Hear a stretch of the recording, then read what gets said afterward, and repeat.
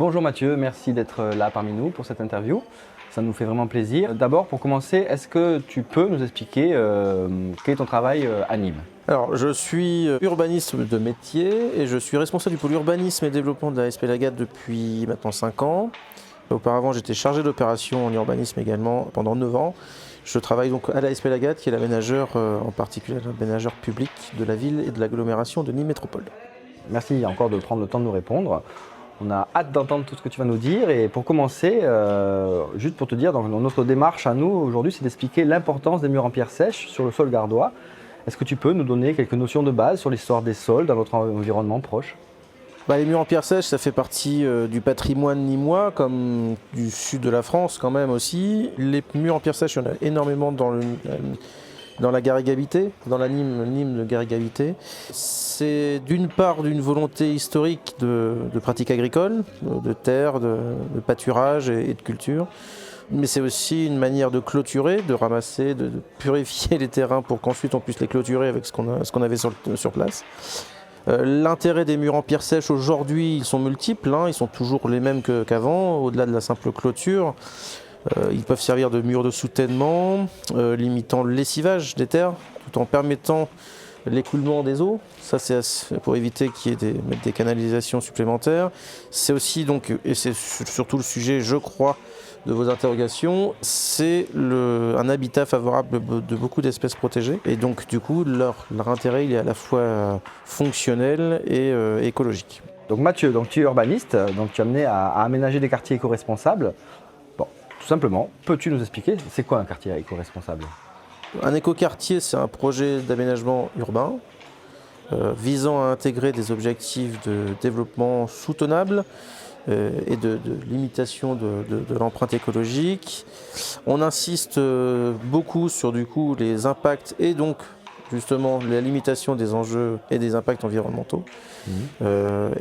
Pour ça demande d'exigences aussi bien pour la biodiversité que aussi pour des qualités urbaines quand même liées à la présence humaine et au cadre de vie avec les îlots de chaleur, avec la présence de l'eau, de l'ombre pour chez nous, en confort d'été, etc. D'accord. Et comment tu fais pour créer une zone naturelle éco-responsable et avec l'aide de quel organisme, quelle entreprise? On travaille avec beaucoup de bureaux d'études naturalistes. On travaille avec des entreprises aussi, on travaille avec les services de l'État qui sont spécialisés et qui instruisent et qui donnent leur avis. Oui, on peut y aller, non, on ne peut pas y aller. Donc c'est tout un écosystème qui doit déjà préalablement valider ce qu'on doit faire avant de réaliser. On a beaucoup de bureaux d'études. Alors après, les bureaux d'études ne sont pas toujours très créatifs et donc on a besoin d'avoir aussi des entreprises concrètes qui peuvent peut-être créer des choses un peu innovantes pour pouvoir accueillir et recréer des espaces naturels, y compris en ville. Des entreprises donc, du coup, qui ont une sensibilité par rapport à ces projets-là, quoi. Tout à fait. Et du coup, actuellement, le changement climatique, on en parle beaucoup et j'imagine que ça doit avoir un impact incontournable dans tout ça. Le changement climatique, c'est à la fois... oui, ça a un impact. Il y a aussi l'étalement urbain, les pratiques agricoles qui sont en défaveur de la biodiversité, mais le changement climatique n'est pas uniquement lié à l'urbanisme. Et pour autant, il faut qu'on s'y adapte, à la fois au bénéfice des espèces protégées, mais comme aussi l'humain qui devra s'y adapter. Donc à la fois, par exemple, l'agriculture est en train de changer, il y a quand même l'agriculture de plus en plus raisonnable, bio. Et en matière d'urbanisme, on est en train d'intégrer maintenant dans nos démarches ce qu'on appelle le ZAN, le zéro artificialisation nette, de façon à ne pas consommer d'espaces naturels et agricoles et de renouveler la ville sur la ville. Donc on est vraiment dans des démarches justement pour se préparer, parce qu'on le sait, il arrive, il est là, le changement climatique, il faudra que tout le monde s'y adapte et que si on peut emporter la biodiversité avec nous, c'est tant mieux. Tout à fait, c'est sûr. Et est-ce que ça arrive que des travaux de réaménagement soient interrompus par la présence d'espèces animales qui sont en voie de disparition ou aussi par des fouilles archéologiques? C'est très rare, il ne faut pas que ça arrive. L'idée, c'est qu'on doit d'abord savoir si sur le site qu'on doit aménager, recréer, rénover, il faut qu'on sache avant s'il y a un risque de biodiversité, d'impact sur les espèces protégées, comme pour des risques archéologiques. On fait donc des diagnostics très lourds, par exemple des 4 saisons, ce qu'on appelle des études de biodiversité sur 4 saisons. puisque c'est des études donc saisonnières, c'est quand même on parle de biodiversité. Et donc en général, quand on arrive à faire des travaux sur place de façon très concrète, il y aura eu tout un processus qui empêche que l'impact ne soit pas à la base compensé et on ne doit pas l'éviter. Donc on est vraiment dans des mesures comme ça, ce qu'on appelle des mesures ERC. D'abord on évite si on peut le faire. C'est quoi ERC, pardon? C'est éviter, réduire, compenser. Donc d'abord on essaye d'éviter l'impact. Si on ne peut pas, on essaye de le réduire. Et si on est obligé, pour diverses raisons, parce que notre projet est ce qu'on appelle d'intérêt public majeur, c'est du novlangue un peu d'instruction, mais c'est celui-là qu'on a, et ben on est obligé de détruire. On doit avoir donc une dérogation. On ne peut pas détruire l'espace protégé sans dérogation. Et donc la contrepartie, c'est qu'on doit compenser par des aménagements sur site ou ailleurs pour permettre une plus-value écologique, quoi qu'il arrive, de façon à ne plus et annuler finalement la destruction d'espaces protégés. D'accord. Et donc toi, tu fais appel à différentes structures environnementales pour qu'elles trouvent des entreprises qui peuvent penser à un aménagement éco-sensible et permettre la préservation de la faune suite aux travaux, quoi. Donc tu as plusieurs possibilités. Moi, j'en vois deux suite à ce que tu viens de dire. Donc tu peux recréer un espace vital sur place en pensant les travaux de réaménagement en fonction des besoins, mais tu peux aussi délocaliser l'espèce en danger dans un nouvel habitat, et ainsi qu'elle puisse retrouver son mode de vie habituel et continuer à se développer. Et du coup, faire qu'un espace sans biodiversité soit réaménagé pour qu'il puisse accueillir plus de biodiversité qu'il en a déjà. Et donc dans ces deux cas de figure, il faut entretenir cet espace vital pour que la faune puisse se développer, quoi. Au minimum 50 ans, c'est ce qu'on dit maintenant. C'est pour ça avant c'était 30 ans, maintenant ça devient 50, pour pas dire vitam aeternam. L'idée c'est que justement on puisse se viser, là encore, une plus-value écologique in situ, réduire quand on peut, et sinon compenser ailleurs sur d'autres secteurs, et donner la garantie aux services instructeurs, comme on pourrait dire à la biodiversité, de pouvoir s'y développer sur les 50 prochaines années minimum. Ouais, il faut que ça ait un impact durable, quoi. C'est ça. Ouais. Et tu penses que notre entreprise, nous, Garnier Planès, on est en capacité d'écouter un naturaliste pour permettre ces aménagements et la réhabilitation de ces espèces? C'est à vous de me le dire. C'est à nous de te le dire. Nous, on pense que oui, en tout cas.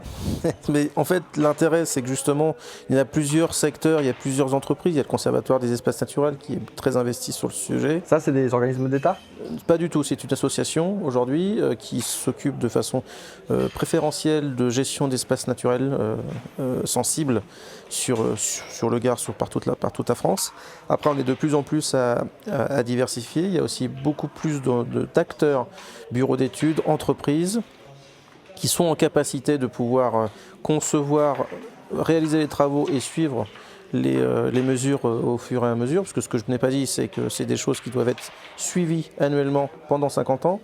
Donc du coup, on sait tous les ans s'il y a un bon de biodiversité ou pas. Donc en fait, c'est pas une fois qu'on est passé qu'on abandonne. Derrière, il y a une garantie de suivi sur une cinquantaine d'années.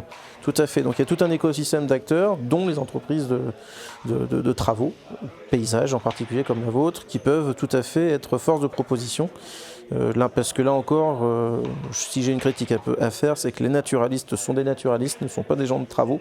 Et donc quand ils aiment bien, ils apprécient quand on leur propose des aménagements qui sont possibles ou pas. Être plus dans une position de validation ou de correction que de force de proposition. Ouais, donc nous, il faut être force de proposition, justement. Voilà. Tout à fait. Et donc en fait, il faut savoir se généraliser en fonction de différentes espèces phares en danger qui ont besoin de plans de compensation dans le milieu gardois, là, en l'occurrence, donc comme le gecko, la outarde, le lézard osselet, peut-être d'autres espèces ou faune flore que tu veux nous citer. Alors faune, flore, c'est plus difficile. On parle bien souvent dans nos contrées de l'orchidée. L'orchidée, une fois qu'on la voit, pour nous, on l'évite. C'est en général, on est ce qu'on j'évoquais avant, là, une mesure d'évitement. C'est des secteurs qu'on préserve et qui sont restés et gardés en nature, parce c'est quasiment impossible à ce jour, au niveau de ce qu'on sait, de pouvoir déplacer et recréer des zones à orchidées.